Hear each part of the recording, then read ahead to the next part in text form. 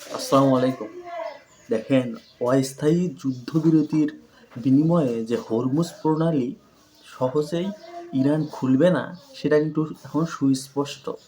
তারা যে এরকম বারবার হামলার শিকার হবে আর বারবার সেই তথাকথিত গাজা বা আহ, অন্য কোনো দেশের যে হামলা, সেই হামলা থেকে তারা বুঝেছে যে একটা স্থায়ী সমাধানে না চলে গেলে ইরানের শুধু ব্যয়ভারই বাড়বে না, বরং ইরানের যে উন্নয়নশীল প্রকল্প আছে, তার সামরিক বেসামরিক আবার বসত ভিটা আছে, সব শুধু ক্ষতিগ্রস্তই হবে।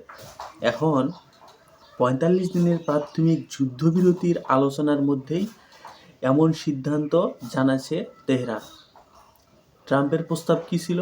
প্রস্তাব ছিল যে যুদ্ধবিরতিতে তুমি যদি না যাও, হরমুজ প্রণালী যদি না খোলো, তোমার সেই দাবিগুলো কিন্তু গ্রহণযোগ্য নয় আমাদের পক্ষে। এখন গুরুত্বপূর্ণ জলপথের অবরোধ ইরান কিন্তু তুলবে না। আবার অন্যদিকে ইরানের সেতু আর বিদ্যুৎ কেন্দ্রে হামলার হুমকি দিয়েছে মার্কিন প্রেসিডেন্ট ট্রাম্প। এখন হোয়াইট হাউসে সংবাদ মাধ্যমে তিনি এই রকম বক্তব্য প্রতিনিয়ত দিয়েই থাকেন। সেগুলো বক্তব্য শুরু হয়েছে যে ২১ মার্চ থেকে তিনি একের পর এক আলটিমেটাম দিয়েই চলেছেন।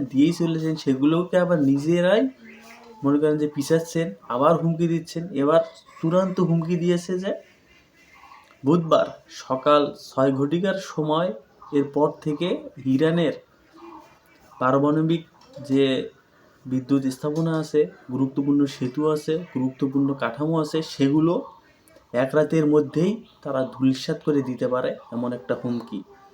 এবং এটা তিনি বলেছেন যে এটা চূড়ান্ত হুমকি, এটা এরপর পিছাবে না, শেষ জানিয়েছে।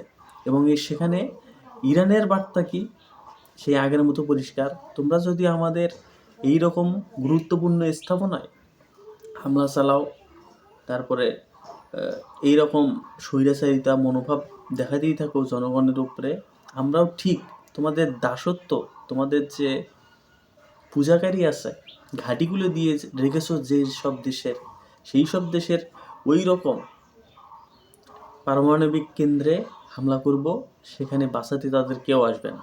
এবং সেই হামলাটা হবে বিধ্বংসী। আমাদের যেরূপ ক্ষতি হবে তার থেকে ৩ গুণ ক্ষতি আমরা তাদের করব। এবং ট্রাম্পের ইরানের যে তেল ক্ষেত্র, সেটাতে কিন্তু নজর আগে থেকেই, যদি তার সম্ভব হতো তিনি কিন্তু তা একবারে জোর জবরদস্তি করে হলেও তিনি তার আয়ত্তে নিতেন এবং তার যে আগ্রাসনী ভাব সেটা তিনি প্রয়োগ করতেন। ইরানের বিপ্লবী ঘাটের গোয়েন্দা প্রধান নিহত হয়েছে, এটা সকলেই এখন ইতিমধ্যে জেনে গেছেন। এবং ইসরায়েলে মার্কিন যে হামলা, সেখানে শিশুসহ ৩৫ জনের মৃত্যু ইতিমধ্যেই ঘটিয়ে দিয়েছে।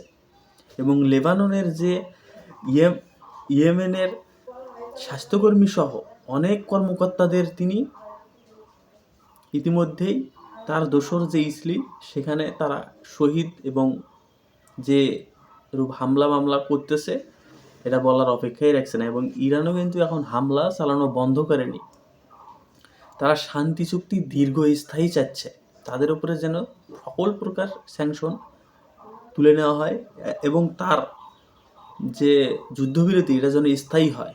এবং এটা তারা কার্যকর করা ছাড়া যুদ্ধবিরতি বা যুদ্ধ থামাবে না।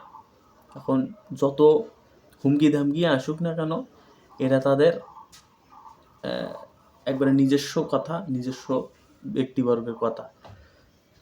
এখন ট্রাম্প যদি এটা না মানে, তাহলে তার যে দোসর, তার যে পায়তারার লোক, তার যে পূজাকারী দেশগুলো আছে, সেগুলোকে তারা ছাড়বে না, এটা নিশ্চিত। মন্তব্য অবশ্যই কমেন্টে জানাবেন। ধন্যবাদ।